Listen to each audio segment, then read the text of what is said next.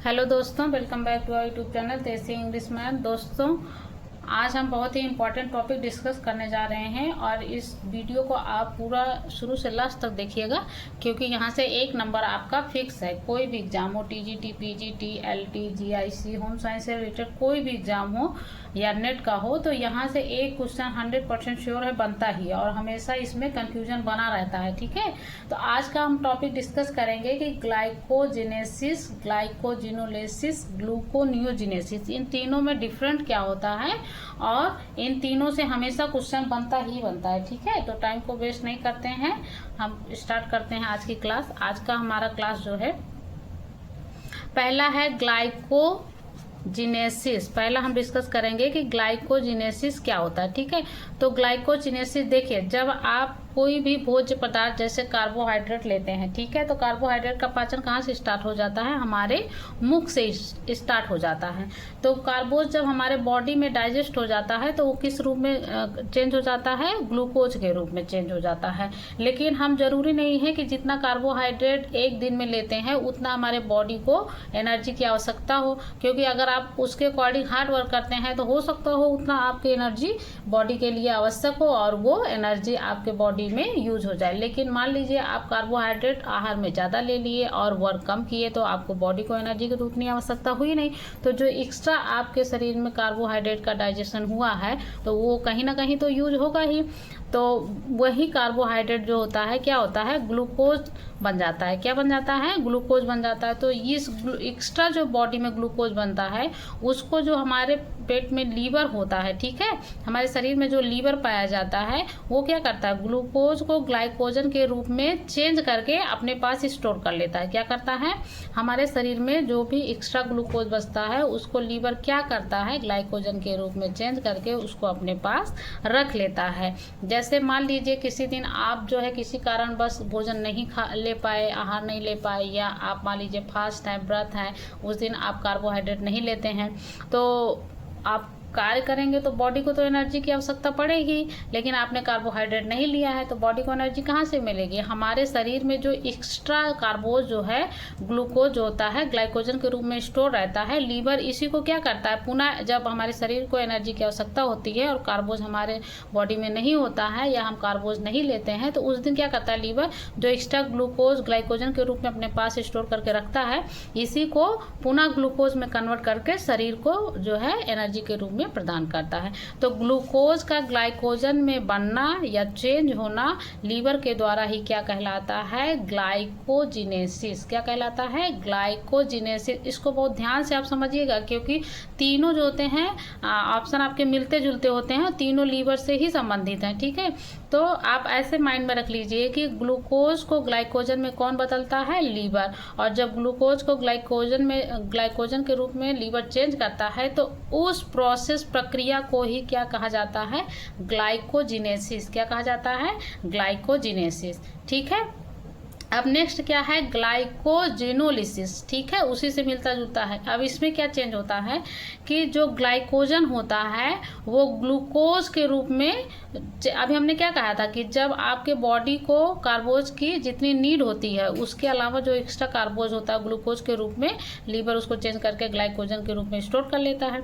अब वही प्रक्रिया जब हमको हमारे शरीर में हम नहीं लेते हैं और हमारे शरीर को एनर्जी की आवश्यकता होती है, तो ये जो ग्लाइकोजन होता है पुनः ग्लूकोज के रूप में परिवर्तित होता है, तब वो एनर्जी के रूप में हमारे बॉडी को यूज होता है। लेकिन जब ग्लूकोज को ग्लाइकोजन में लीवर चेंज करता है, लेकिन ग्लाइकोजन को ग्लूकोज में कौन चेंज करता है? ग्लूकागॉन चेंज करता है। ठीक है, तो ग्लाइकोजन को ग्लूकोज में ग्लाइकोजन को ग्लूकोज में कौन चेंज करता है? ग्लूकागॉन।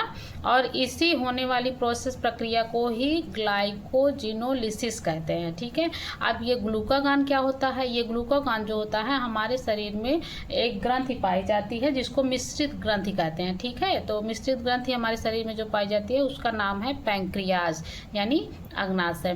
तो अग्नाशय में 3 प्रकार के हार्मोन्स निकलते हैं। ठीक है, और उनमें से अल्फा, बीटा और गामा 3 प्रकार के हार्मोन्स निकलते हैं। तो जो अल्फा सेल से जो हार्मोन निकलता है वो अल्फा सेल से ही ग्लूकागॉन निकलता है। क्या निकलता है? अल्फा सेल से ही ग्लूकागॉन निकलता है।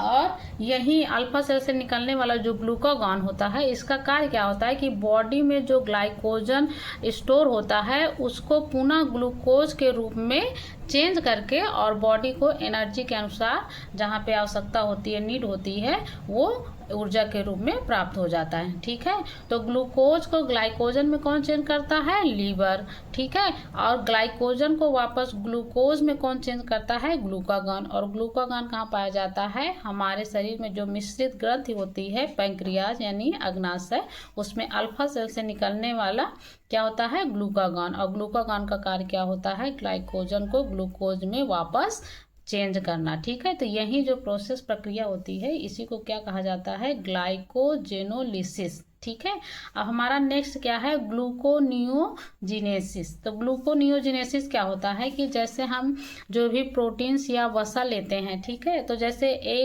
एक ग्राम वसा में 9 पॉइंट कैलोरी ऊर्जा प्राप्त होती है और 1 ग्राम जो है प्रोटीन लेने से हमें 4 कैलोरी ऊर्जा प्राप्त होती है। तो जैसे कार्बोज हम अधिक मात्रा में लेते हैं तो हमारी बॉडी को जितनी आवश्यकता होती है वो तो एनर्जी के रूप में यूज हो जाती है, लेकिन जो एक्स्ट्रा कार्बोज होता है वो क्या होता है? ग्लाइकोजन के रूप में स्टोर हो जाता है। तो उसी प्रकार से अगर हम अधिक मात्रा में प्रोटीन और फैट्स लेते हैं, ग्रहण करते हैं, तो हमारे शरीर को जितनी बॉडी की आवश्यकता होती है एनर्जी की वो तो यूज हो जाती है, लेकिन एक्स्ट्रा जो प्रोटीन और फैट्स हम लेते हैं तो वो क्या होता है? प्रोटीन जो होता है वो अमीनो एसिड में चेंज हो जाता है और फैट जो होता है वो फैटी एसिड में। तो इसको भी चेंज कौन करता है? लीवर करता है। ठीक है, जैसे एक्स्ट्रा प्रोटीन और फैट है तो वो क्या करता है? उसको ग्लूकोज के रूप में स्टोर कर लेता है। अब अमीनो एसिड और फैट जो ग्लूकोज के रूप में स्टोर हो जाता है तो उसी को हम क्या कहते हैं? ग्लूकोनियोजिनेसिस कहते हैं। क्या कहते हैं? ग्लूकोनियोजिनेसिस। ठीक है, तो ग्लाइकोजिनेसिस, ग्लाइकोजेनोलिसिस और ग्लूकोनियोजिनेसिस। ठीक है, ये तीनों हमेशा वर्ड्स में ही कंफ्यूजन, क्योंकि तीनों शब्द मिलते जुलते होते हैं लेकिन कार्य सबका अलग अलग है और कन्वर्ट भी अलग अलग प्रकार से होता है। तो ग्लूकोज को ग्लाइकोजन में कौन चेंज करता है? लीवर चेंज करता है, जिसको ग्लाइकोजिनेसिस कहते हैं। और ग्लाइकोजन को ग्लूकोज में कौन चेंज करता है? ग्लूकागॉन चेंज करता है, जो पैंक्रियाज से अल्फा सेल से निकलता है। इसको ग्लाइकोजेनोलिसिस कहते हैं। और अमीनो एसिड फैट जो एक्स्ट्रा बॉडी में होता है उसको ग्लूकोज में कौन चेंज करता है? इसको भी लीवर करता है। और इसी प्रक्रिया को हम क्या कहते हैं? ग्लूकोनियोजिनेसिस कहते हैं। ठीक है, तो आई होप आज आपको ये तीनों अच्छे से समझ में आएगा होगा कि ग्लाइकोजिनेसिस क्या होता है, ग्लाइकोजिनोलिसिस क्या होता है और ग्लूकोनियोजिनेसिस क्या होता है। ठीक है, अगर वीडियो नहीं समझ में आता है तो वीडियो को फिर से दोबारा रिपीट करके देखिएगा, आपको अच्छे से समझ में आ जाएगा कि ग्लाइकोजिनेसिस, ग्लाइकोजेनोलिसिस और ग्लूकोनियोजिनेसिस क्या होता है और तीनों में क्या डिफरेंट होते हैं।